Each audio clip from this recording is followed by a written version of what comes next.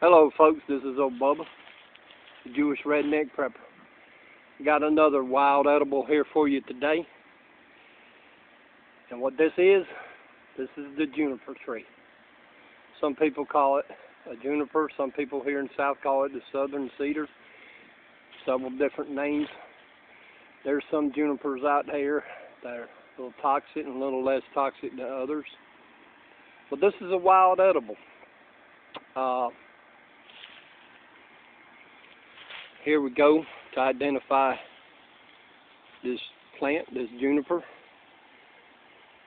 Has little needles and has these little blue berries on it.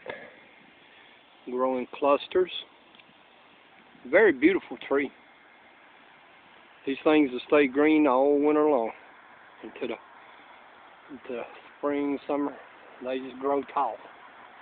See all them berries up there and these beautiful blueberries. Well, one thing about the junipers, a lot of people don't know, that these little balls, let me get them, little balls. Here, let's get a good look at them. These are actually not seeds or berries, as a lot of people call them. They're actually cones. Yep, just like the cones you see on a pine tree. These things can come out, when they come out green. Sometimes it takes 6 months to a year for them to turn blue.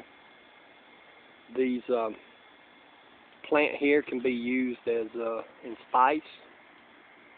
The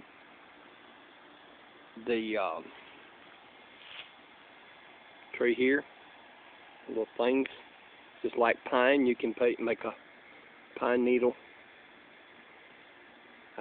Pine needle tea, like you can use these to make a tea and drink it. This wild edible here can be used as spice. And you can see right there where one of the cones has done come on out. Starting to come out there.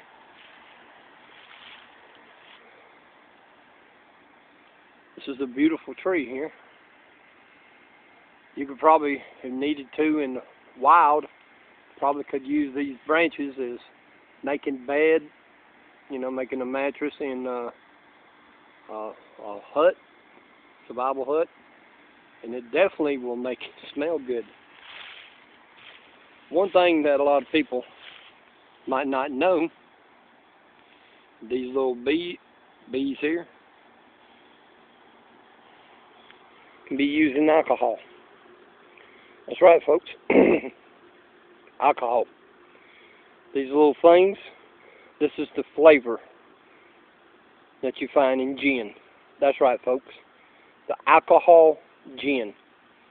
Those folks that like gin and juice, next time you drink a mixed drink of gin and juice or something like that, remember you're drinking a byproduct off the juniper tree, or southern cedar, as some folks like to call it. This is the flavor enhancement of gin. When you pop one of these open, they have that earthy, strong fragrance. I mean, this right here, you can use these berries to put in candles to give it a good scent. I mean, you can use it to make bows for hunting. This tree is just like the pine, is very versatile and such. I noticed that the backside of this one particular tree is not really growing that good because it has all this other wood. But on this side where the sun is shining, you got beautiful green growth. Well, folks, I thought you would find this fascinating. Just another wild edible that you got here. Wouldn't advise using this. Just eating it is good, like I said, in a survival situation, making tea, the berries. Somebody has told me that the berries has enough wax on them. You can make candles out of the wax on the berries. But the person I first heard that was from a tour guide down in Okefenokee Swamp down in South Georgia.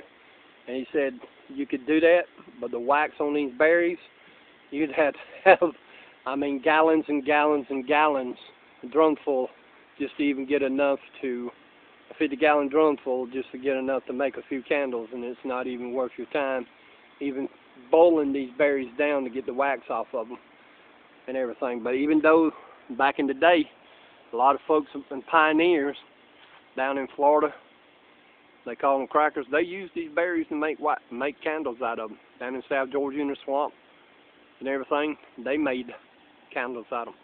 So this particular tree here is multifaceted.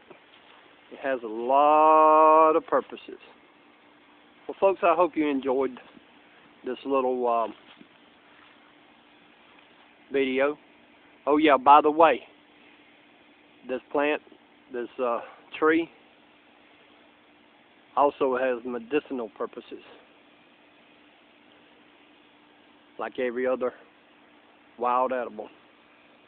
Well, folks, if you enjoyed this little demonstration on the juniper tree, how about hit the like button down below, leave a comment, and subscribe to the Jewish Redneck Prepper.